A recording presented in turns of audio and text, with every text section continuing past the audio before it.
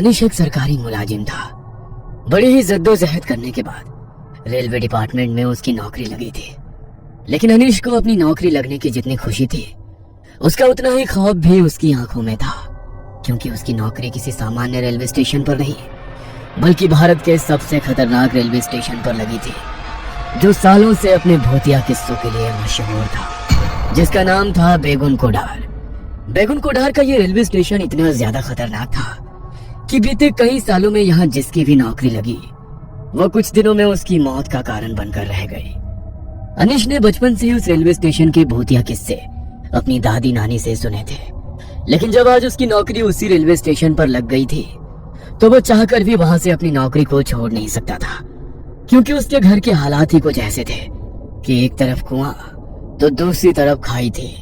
अनिश, आज से तुम्हारा ड्यूटी का शेड्यूल थोड़ा चेंज हो गया है। तुम्हारी शिफ्ट अब रात की हो गई है, तो रात को तुम्हें अकेले पूरे प्लेटफॉर्म का ध्यान रखना है। क्या रात को? लेकिन सर, मेरी ज्वाइनिंग टाइम पर तो मेरी डे शिफ्ट की ड्यूटी थी, तो अचानक ये चेंज क्यों हो गई? मैं रात के समय इस रेलवे स्टेशन पर अकेले नहीं रह सकता। आप तो जानते हो ना इस रेलवे स्टेशन के बारे में, ये कितना खतरनाक है। देखो अनिश, ये तुम्हारी जॉब है, तुम्हें कभी भी डे शिफ्ट और कभी भी नाइट शिफ्ट करनी पड़ सकती है। और रही बात इस रेलवे स्टेशन की, तो अब पूरी लाइफ तुम्हें यही जॉब करनी है, तो इसकी आदत तो डालनी ही पड़ेगी।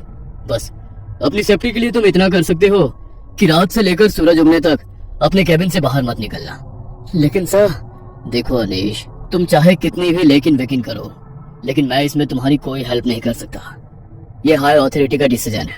वैसे भी रात के समय इस प्लेटफॉर्म पर कोई उतरना तो छोड़ो, ट्रेन की खिड़की खोलने की भी हिम्मत नहीं करता, तो डोंट वरी, तुम्हें अपने कैबिन से बाहर निकलने की जरूरत ही नहीं पड़ेगी। उस समय अरुण सर तो मुझे ये बात कहकर चले गए, लेकिन बचपन से मैंने उस रेलवे स्टेशन के बारे में जो किस्से सुने थे, उन्हें याद करके वहाँ रात को अकेले रुककर ड्यूटी करने की मेरी हिम्मत ही नहीं हो रही थी। पर मैं मरता क्या ना करता। वो कहते हैं ना कि मजबूरी इंसान से कुछ भी करवाती है।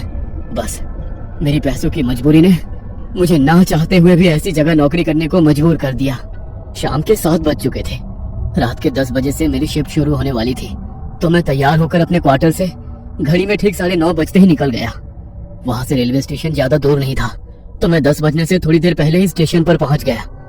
जब मैं कैबिन में पहुंचा तो डे शिफ्ट वाले जुगराल सर वहां से निकलने की तैयारी कर रहे थे। उन्होंने अपना बैग उठाया और मेरा कंधा थपथपाकर वहां से चले गए। उनके जाते ही अभी तक जो मेरा मन थोड़ा शांत था, वो अब बेचैन सा होने लगा। मेरे मन में एक अजीब सी बेचैनी हो रही थी, लेकिन मैंने खुद का ध्यान भटकाने के लिए अपने फोन में गाने चलाकर फोन को सामने वाली टेबल पर रख दिया। अपनी आंखें बंद करके कुर्सी पर सर रखकर लेट गया। तभी मुझे ऐसा लगा कि कोई है जो एक बड़ी ही अजीब सी आवाज में मेरा नाम पुकार रहा है, अनीश, अनीश। जैसे ही मेरे कानों में वो आवाज पड़ी, तो अचानक मैंने अपनी आंखें खोली। नजर घुमाकर पूरे केबिन में इधर उधर देखा तो कोई भी नहीं था, ना ही पूरे केबिन में किसी तरह की कोई हलचल हो रही थी। ये देखकर मैं थोड़ा रिलैक्स हो गया। फोन में कोई बोरिंग सा गाना चल पड़ा, जो मैंने अपनी जिंदगी में आज से पहले कभी सुना नहीं। उस गाने की भाषा और आवाज भी कुछ अजीब थी। अचानक वो आवाज अपने आप बहुत तेज होने लगी। उसे सुनकर ऐसा लगा कि मानो मेरे कान के पर्दे फट जाएंगे। मैंने गाना बंद करने के लिए जैसे ही हाथ में अपना फोन उठाया, तो मेरे फोन की पूरी स्क्रीन बिल्कुल ब्लैक हो गई। मैंने पावर बटन से फोन को स्विच ऑफ करने की कोशिश की, लेकिन मेरा फोन अचानक ऐसा हो गया कि मैं उसे ऑफ ही नहीं कर पाया। उस आवाज से परेशान होकर मैंने अपने कानों को अपने दोनों हाथों से भींच लिया। तभी अचानक सब कुछ एकदम शांत हो गया। मैंने जैसे ही अपनी आंखें खोली, तो मुझे ऐसा लगा कि मेरे केबिन के दरवाजे को मानो जैसे कोई बहुत जोर से खटखटा रहा हो। लेकिन इतनी रात को पूरे प्लेटफॉर्म पर मेरे अलावा तो कोई और था ही नहीं। तो फिर आखिर मेरे केबिन का दरवाजा कौन खटखटा रहा है? ये सोचकर मेरे पसीने छूट गए।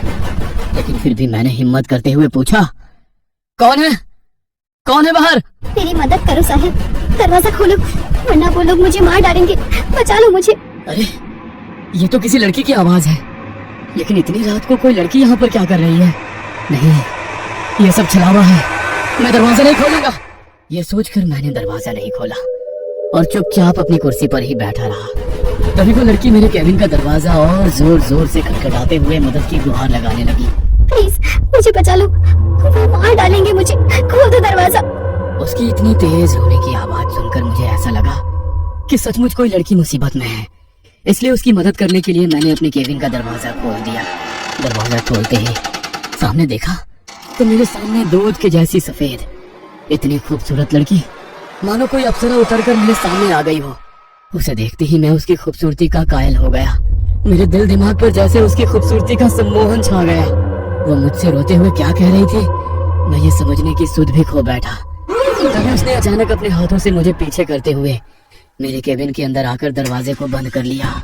प्लीज आज रात मुझे यहाँ छुपा लो, सुबह होते ही मैं यहाँ से चली जाऊंगी। ठीक है, लेकिन आखिर तुम इतनी डरी हुई क्यों हो? क्या हुआ है? देखो, अगर तुम्हें कोई मदद चाहिए तो मैं पुलिस को इन्फॉर्म कर सकता हूँ। नहीं प्लीज, तुम किसी को मत बुलाना।